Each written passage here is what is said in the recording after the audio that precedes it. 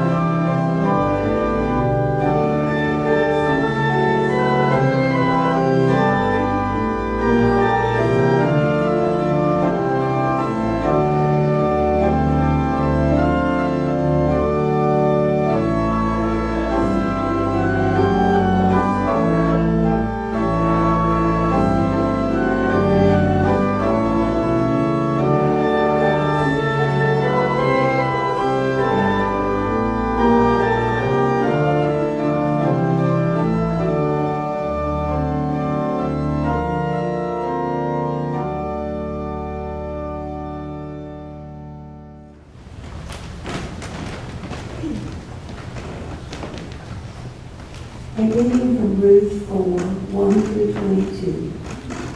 No sooner had Boaz gone up to the gate and sat down there, than the next of kin whom Boaz had spoken came passing by. So Boaz said, "Come over, friend, sit down here." And he went over and sat down. Then Boaz took 10 men of the elders of the city and said, "Sit down here." So they sat down. He then said to the next of kin, "Naomi, who has come back from the country of Moab, is selling the parcel of land that belongs to our kinship, Elimelech. So I thought I would tell you it and say, buy it in the presence of those sitting here and in the presence of the elders of my people. If you will redeem it, redeem it. But if you will not, tell me, so that I may know, for there is no one prior to you to redeem it, and I come after you." So he said, "I will redeem it."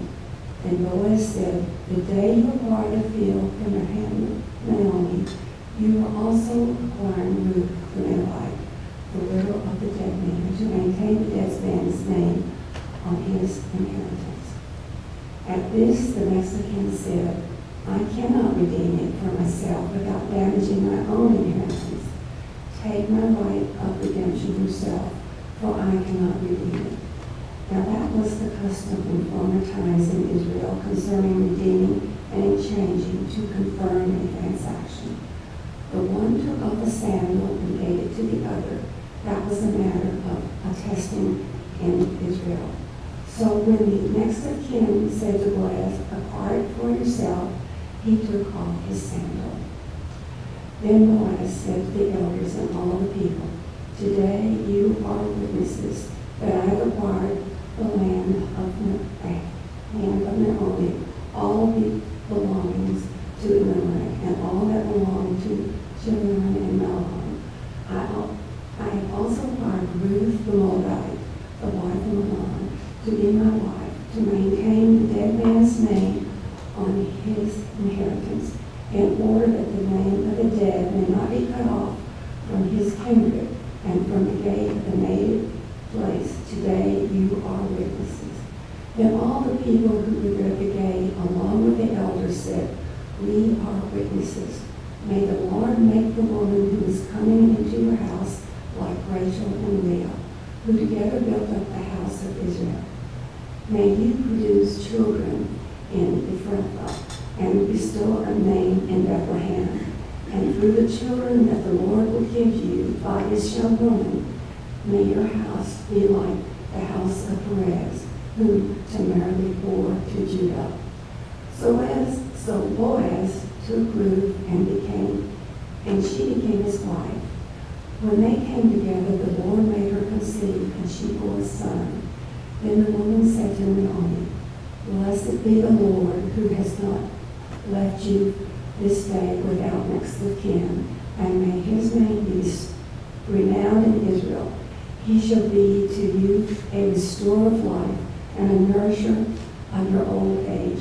For your daughter-in-law, who loves you, who is more than your 7 sons, has borne him." Then Naomi took the child and had him in her bosom and became his nurse. The women of the neighborhood gave him a name, saying, "A son has been born to Naomi." They named him Obed. He became the father of Jesse, the father of David. Now there are the descendants of Perez. Perez became the father of Hezron of Ram, of Amminadab of Nahshon of Solomon, Solomon of Boaz, Boaz of Obed, Obed of Jesse, and Jesse of David. The word of the Lord. Thanks be to God.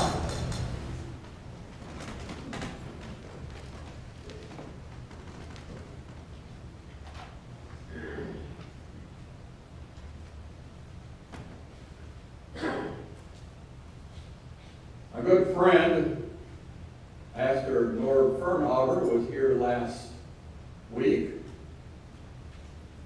As I got reacquainted with my brothers and sisters, young ones from my family up in Amarillo, and I saw that Norb shared with you what he shared with me, that this last Sunday was the first time he had ever preached from Ruth. What a blessing. One of the things I like about the narrative lectionary that we are in now our 5th year of using is that it forces me as a preacher to consider parts of Scripture that I've never preached on before. I remember the first year we used the narrative lectionary. The gospel for the year was the Gospel of John. By the time we finished that year in John, especially from Christmas all the way through Easter, by the time we finished those Sundays, I had never preached so much from John as I did during that time, and I never learned so much about the Gospel of John and how much it tells us about Jesus and about God and our relationship to Him. What a blessing. It's a little bit different than what we're used to. I think it gets us more embedded with Scripture than maybe we ever have been. And we get to hear from parts of Scripture that we never have. And maybe a lot of us, I hope, have sat down and have read Ruth from cover to cover. One of the things you might notice as we went through this book is that we've read the entire book from the lectern. Every chapter was read during this 4-week series, so that we have become acquainted with this book, its plot, its story, and hopefully we've meditated on it and we have found what it has to say, how God, ladies and gentlemen, how God is speaking to us through its pages. Now today we are at the end of Ruth, and lo and behold, it has a happy ending. We like happy endings, don't we? We like happy endings. When the book opened back in chapter 1, the clouds of darkness had swept down on Naomi. Her husband had died, her 2 sons had died. And in that day and time, in that culture and time, she was left basically on her own. A woman who really had nothing on which to hitch on in society, especially now that she was in Moab, which wasn't her country. But Naomi perseveres, ladies and gentlemen, and is able to build a life for herself as she goes back home to Israel, to her hometown, where her beloved daughter-in-law Ruth, who is now married to Boaz and starting a family, and thus we have this wonderful happy ending. But how was Naomi able to do it? What were her secrets? What steps did she take in order to turn her life around?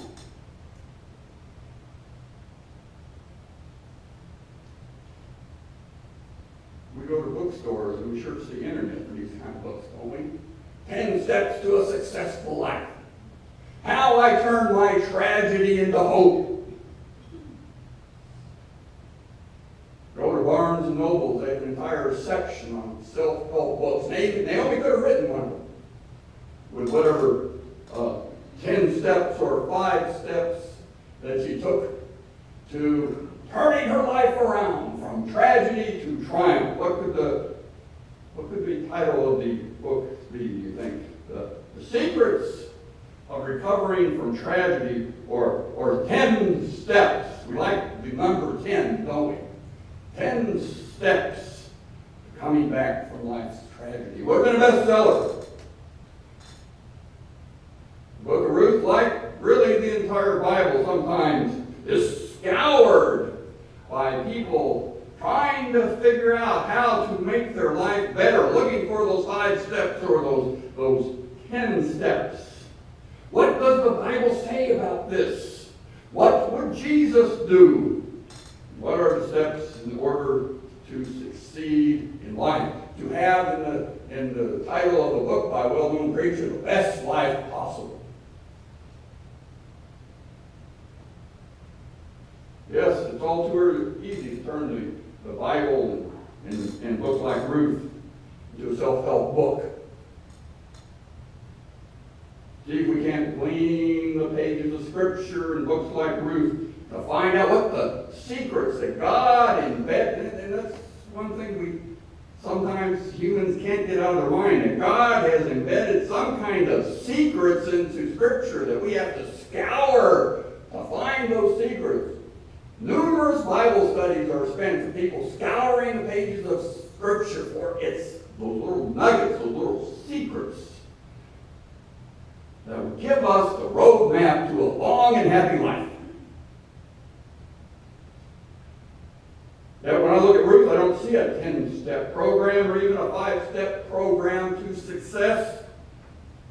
If there is any kind of program in the book of Ruth, ladies and gentlemen, it would be a 1-step program. A step in a program that I find largely missing and absent from most of the success-oriented strategies you might find in the bookshelves of Barnes and Noble. And the reason is, well, because in Ruth, as in much of Scripture, success isn't the goal, really. The goal is faithfulness. Faithfulness leading to loving kindness. For you see, what is apparent to me in the book of Ruth is that each character is not oriented to themselves and their success. They are oriented how? To each other. And the responsibilities that come from being in relationship to each other. Naomi, helpless at the death of her husband and her 2 sons, decides to return home to Bethlehem. Famine's over. Maybe things are better at home. Her daughter-in-laws were set to go with her. But Naomi knew her prospects were not good. She was faithful to her daughter-in-laws by insisting they return to their own country.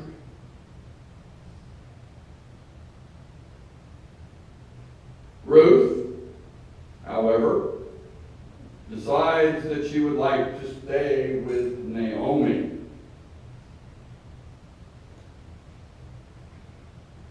Now, many folks who are in the self-help industry would look at that and say, oh, Ruth is hitching herself to a sinking ship. Naomi's life has been nothing but one disaster after another. But Ruth wasn't looking at it in terms of profit and loss or what would do her the best good. For Ruth, it was what? A matter of faithfulness. Boaz is faithful. Boaz is faithful to those in the community who are down and out on their luck, maybe homeless, maybe unemployed. He is faithful to God's word that seeks to protect those less fortunate by providing food of the gleanings of the field during the harvest. Gleanings that Boaz could have certainly scooped up to add to his profit. Boaz is what? Faith. Boaz is faithful because he does not turn out the alien or the immigrant, which Ruth is. It allows her to glean from his field. Boaz is faithful. For the Word of God instructs hospitality to the alien in our midst.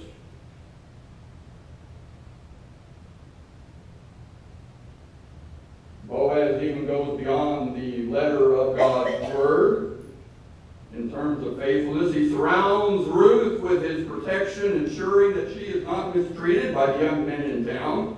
Finally, Boaz is faithful to doing what is needed to be done for his kinsman who has passed away in Moab. And the story ends with the marriage of Ruth and Boaz the happy ending, ladies and gentlemen. The marriage of Ruth and Boaz. And because of their faithfulness, folks, the story is allowed to continue, right? How does it continue? It continues from Jesse, through David, through Jesus. Faithfulness, folks. Faithfulness. Not to succeed, but faithfulness. Because that was what was called for in every situation in the book of Ruth. Faithfulness that has its source in God's will and God's love for His people. And is God's love shown to all of us in the death and resurrection of Jesus Christ.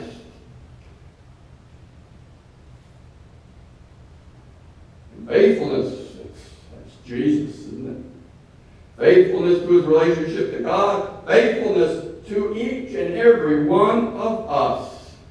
Faithfulness revealed in the cross. Now, folks, in a world, in a country, in communities that are largely torn by dissension and division and hatred and anger, all there is to do to succeed, one step. Stop looking out for self. Begin looking outside of ourselves. To be faithful to the people around us.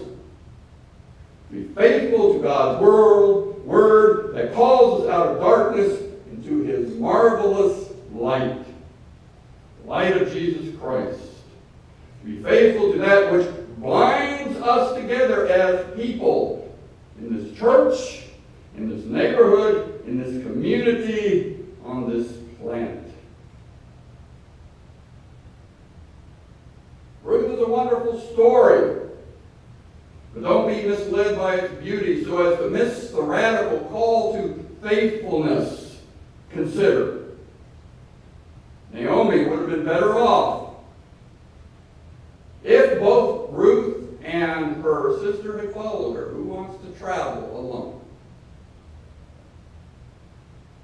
Ruth would have been better off by going back to her home and her people. Boaz would have been better off if he gathered all his gleanings. Boaz would have been better off not taking up with an alien and an immigrant. Faithfulness, ladies and gentlemen, often calls us away from the so-called success-oriented paths that are presented to us.